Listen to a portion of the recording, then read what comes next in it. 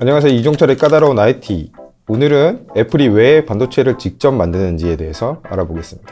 여러분, 과거에 현대차나 쌍용차가 엔진을 수입해서 쓰던 것 아셨나요? 처음 한국이 자동차를 만들 땐 엔진을 만들 기술력이 없어서 미쓰비시나 벤츠 등의 엔진을 사와서 사용했습니다. 예전엔 그래서 쌍용차의 본넷들을 열어보면 쌍용차가 아닌 벤츠의 마크가 있었죠. 양아치 형들은 그래서 차를 자랑할 땐 굳이 본넷들을 열어서 보여주곤 했습니다. 애플이 인텔 칩셋을 쓴 이유도 비슷합니다. 스티브 잡스가 만들던 매킨토시는 추억의 모토로라 칩셋을 사용했고요. 그 뒤에 애플, IBM, 모토로라가 함께 만든 파워PC 프로세서를 사용했죠. 그런데 이들이 함께 만들던 표준은 가격도 저렴하고 범용성이 뛰어난 윈도우 인텔 진영의 개발이었습니다. 그러다가 결국 2006년 애플도 인텔 칩셋을 도입하기 시작했죠. 그래서 맥에 윈도우도 깔 수 있었습니다. 그러다가 2007년 아이폰이 등장합니다. 아이폰은 초창기에는 삼성전자의 엑시노스를 사용했는데요. 아이폰 4부터 삼성전자와 협력한 A4 칩셋을 탑재하고 점점 삼성과의 협력을 줄이다가 A6부터는 직접 설계를 하기 시작했습니다. 이렇게 설계를 점점 열심히 하다가 A9쯤 되니까 PC와 비슷한 성능을 내는 수준까지 도달했죠. 그러니까 애플은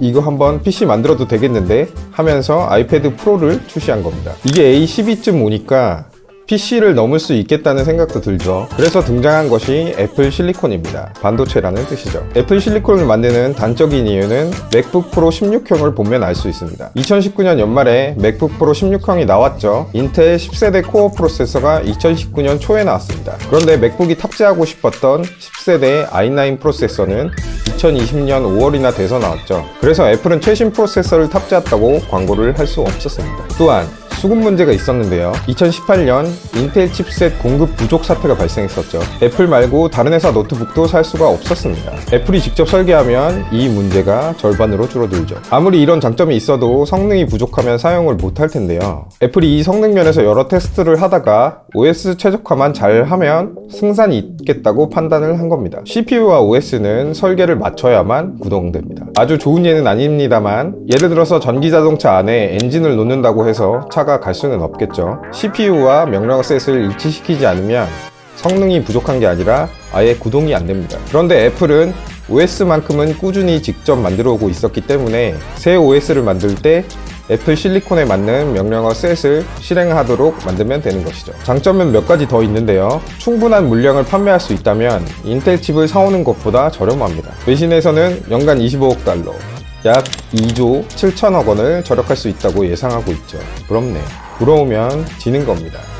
저는 졌습니다. 그리고 애플 실리콘은 조립해서 만드는 CPU가 아니라 SoC, 시스템 온 칩 구조를 사용하는데요. 스마트폰과 비슷한 형태입니다. 이렇게 SoC로 만들어버리면 램, 배터리, CPU, GPU를 애플이 지정하지 않은 업체에서는 수리하기 어려워집니다. 한마디로 사설 수리가 불가능해지는 거죠. 그러니까 수리비로도 한몫 챙길 수 있고요. 이 CPU 설계가 외부에 알려지지 않기 때문에 만약 PC가 고장나면 구형 제품을 쓰는 여러분의 탓이 되는 것이죠. 이것이 애플이 생각하는 미니멀리즘. 애플 실리콘 도입 후 또 다른 장점은 아이폰, 아이패드와 설계가 같기 때문에 아이폰, 아이패드 앱을 사용할 수 있다는 겁니다. 맥이 윈도우보다는 앱 수가 좀 부족한데요. 이 문제가 한 방에 해결되게 되죠. 맥북과 아이폰을 함께 사용하면 기기 간 데이터 전환이나 맥으로 전화를 받거나 아이메시지를 보내는 것들이 아주 쉽게 이루어지는데요. 이제는 두 제품 설계가 동일하기 때문에 더 쉽게 사용할 수 있겠죠. 특히 맥은 게임이 별로 없잖아요. 이제 아이폰, 아이패드 게임을 모두 사용할 수 있습니다. 그런데